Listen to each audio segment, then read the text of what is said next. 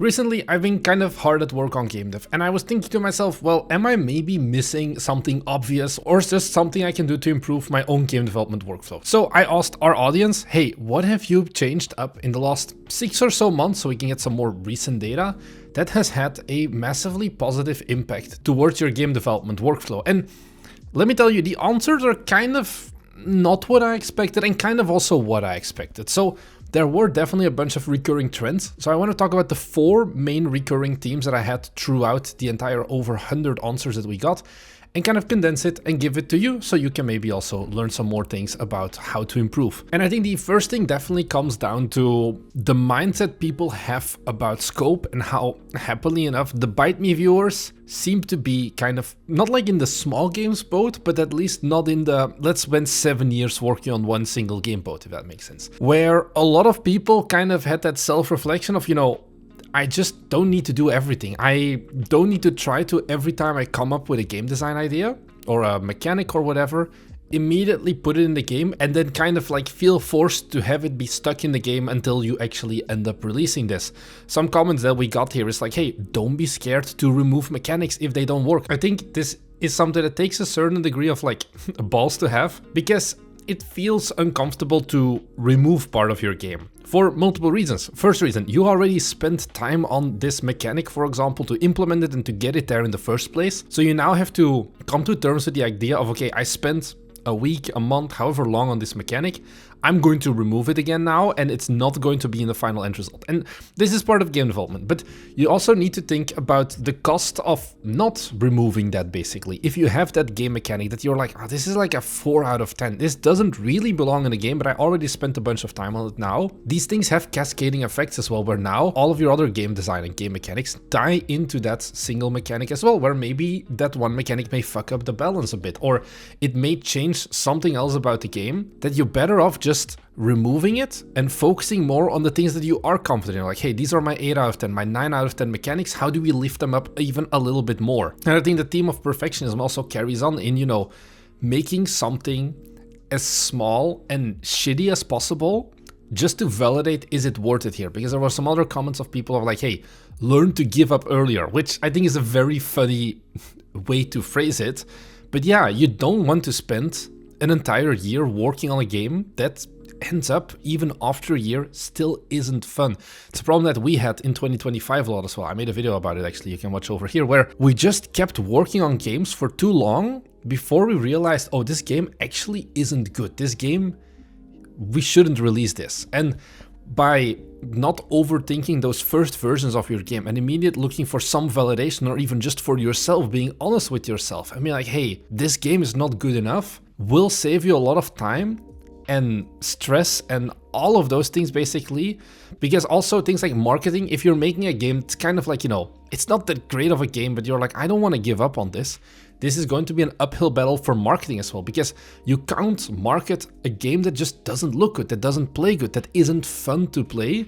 Sure, you can still throw money at Reddit advertisements, or you can still send out email to content creators, but they will not convert nearly as good as if you're working on a game that has a demand for it, that people actually want to play, that is fun to play, people want to talk about the game. You need to realize that as the game designer at the very start already, or pretty soon, I would say, like in the first month of like, hey, this game has potential, this game we can run like a playtest, and sure, there's a lot of rough edges basically, but the core simple mechanic of it basically is working, and then going from there. And then the second theme that I found with our audience is the concept of no 0 days. Now for me, this is kind of a bit easier because I'm doing this game dev thing completely full time, so every day for me is a work day, but especially if you're combining game development with like another job, I think an important thing here is like the flow of, it's way better to spend 30 minutes a day on your game if that's all the time you have, compared to once a week on Saturday morning or on Saturday afternoon.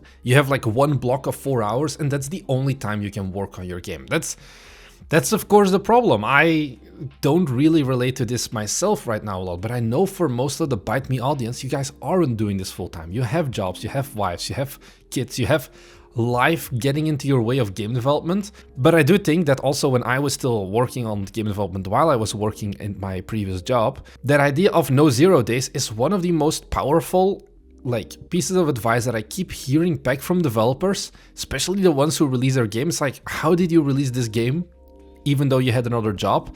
The answer always boils down to I just kept working on it. I just kept spending my whatever time I had on it, even if it was just like 10 minutes certain days, not like every day, but some days, you know, you just don't have that much time.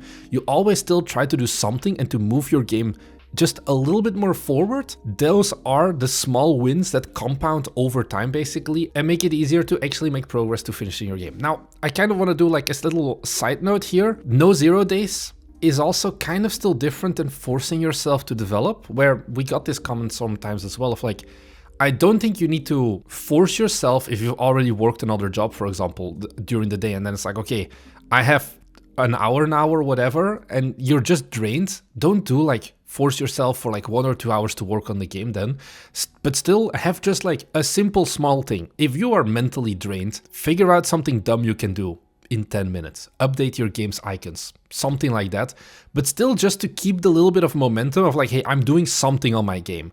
But I think sitting down and like forcing yourself to work on a harder task, that's going to not work either. There is always some nuance in these kinds of pieces of advice. It depends on who you are to a certain degree, but I think that's kind of the thing.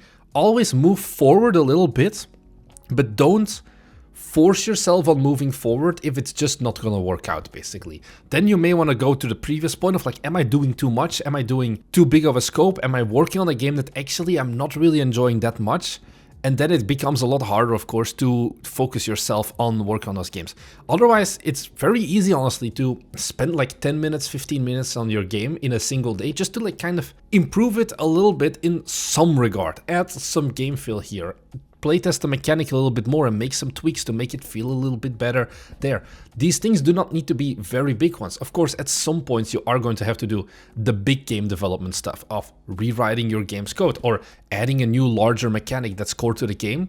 But it's important that whilst you're on the way of developing that game, always still keep doing something, even if you're not maybe 100% feeling like it or you just don't have the energy for larger blocks of work. And then this next one is actually kind of a funny one because unintentionally before I sat down to script this video, I started doing the same thing. And these 2 points in general, like the 2 big themes now are kind of not related to game dev super specifically, but they are things that people get a lot of value and a lot of help from. And that the first one is going back to like analog work, writing things down. There were some interesting comments of like writing down comments, writing down feedback, writing down your task lists. There were a bunch of those. I think another interesting one was that someone has like a mini dev diary where he takes notes on every day. What did I do in my game? Because this also helps with that long-term momentum of, do I really feel like my game is progressing? And like, yeah, sure, you can kind of technically check like your git commit history if you do like you commit every day, but having something like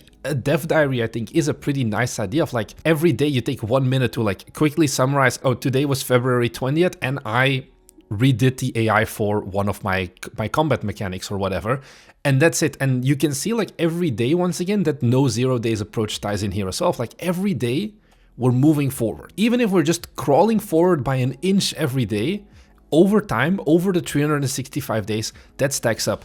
I actually, like I said, I started like writing like a giant to-do list as well, that I just have like permanently next to me here on my desk. And it's like, every time I'm just sitting in front of my computer, I was like, I'm not sure what to do next. I can just go through that list and be like, okay, actually, I'm going to take this single thing now. There is something about having a physical object on your desk or around you in the house, basically, to remind you of what to do, that having something like a note on your computer just doesn't have, because you can put other windows in front of it. A sticky note that you tape to the bottom of your screen or whatever is always going to be there and it's always going to be visible. A task list like I have here as well, it's always visible. And these analog things also just have the lowest friction, because all you have to do is you take a pen if you come up with an idea and you immediately write it down.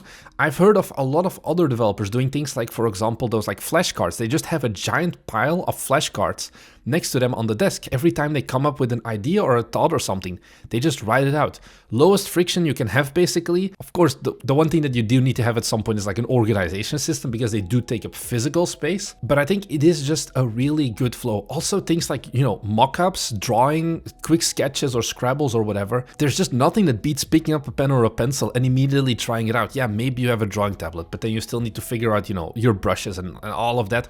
Maybe that's a flow that can work for you at some point. By having, once again, a note or some way to write things down right at your desk does a lot, I would say, in helping with being more productive, because it just helps with getting more done and you have a better overview of everything that's happening. And then the last team, and this is kind of a funny one, but once again, I 100% do think that it's the right approach, because as game developers sometimes, and maybe that was the wrong mindset I had as well, it's like, okay, I kind of expected there to be more technical advice in like all of the feedback, but nobody really talked about that. It was all about like how they changed their way they work, their work environment, like for example, taking physical notes. And a big theme that I also found is that a lot of you guys are touching grass in the last 6 months, or like started touching grass of like, hey, I actually reduced my complete work setup from like multiple screens to just one laptop. It focuses me to be like more focused, plus I can move around. I can go somewhere else if I want to develop without much problem. There's people who feel like working from cafes. There's people who are like, hey, if I'm creatively stuck, I go for a walk. I think those are all very solid things. I think my personal thing, this would probably also be my favorite thing to say, is that, and it's the benefit that I have once again because of like, I'm a self-employed game developer, so I can do this. I know not everyone can do this. It's like, I work on my games and all of that, and then I realize now more and more, okay, I'm not really making much progress anymore. I feel like my brain is kind of like at capacity because I've been working for a few hours or whatever. I can just at 2 p.m. or something, whenever I feel like it, I'm like, okay, let's pack things up. Let's go to the gym. Let's have like my little break. Let's go outside, touch grass, whatever.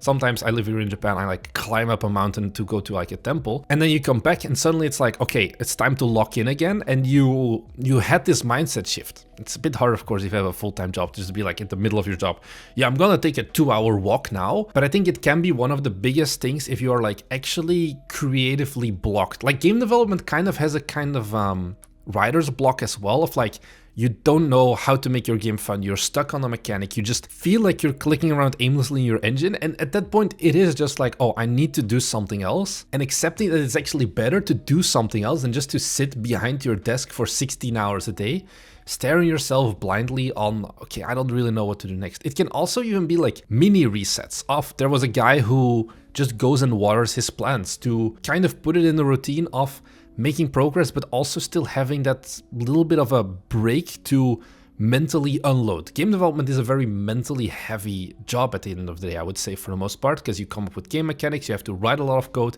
playtesting, you have to figure out what do people want. And having those breaks, like another one that I often say is like once a week or something, I just clean up my entire desk, and it's like, it takes 10 minutes at most, but once you've done that, you've kind of like done that mental reset. You've taken a meaningful break, not just a break of, oh, I'm gonna take a break now, and you go and you lie in the couch and like doom scrolling on your phone, because that is just going to fry you even more. I think unplugging as much as possible as your breaks is a really good thing if you are a game developer. So those are the 4 main themes. I think I was very much surprised. I think the main hurdle of game development, I mean, is it...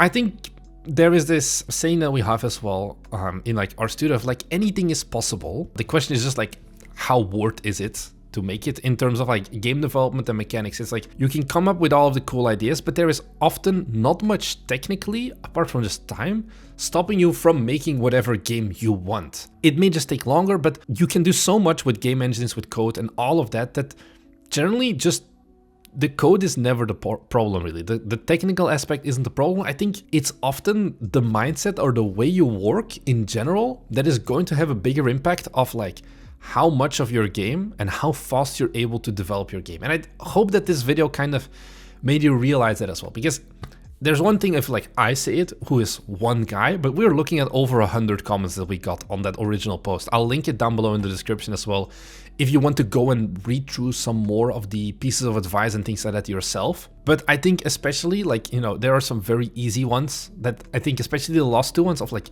try to plan more on paper for a while and like having some notebook. Yes, paper is really cheap and pens are really cheap. So there shouldn't be much stopping you. And then also the second thing of like trying to figure out some way to take non-screen time breaks, like basically don't look at your phone or whatever, is going to be very big. And I think knowing also when to take those breaks, like in the most efficient point, like don't work for 30 minutes in the morning and then be like, okay, I'm gonna go on a walk now, because probably you still have energy. I mean, honestly, maybe you don't. Whatever. You need to figure these things out for yourself, but I hope that you learned a few more potential ideas or approaches that you can be doing here. So I hope this was a helpful video. If you're new here, we make games and we talk about the things that we learn along the way with making our own games. So if it's something that you're interested in, be sure to head down below and subscribe. But also I upload 2 videos every week. So I think you will truly enjoy the content you find here. Otherwise, thank you very much for watching. Is there another piece of advice that you didn't maybe cover in that original post or that I didn't cover in this video? Then be sure to let me know as well down below in the comments, because I just want to learn as well, how can I make games as pleasurable, enjoyable, smooth, whatever you want to say, as possible. So thank you very much. See you guys in the next one. Bye.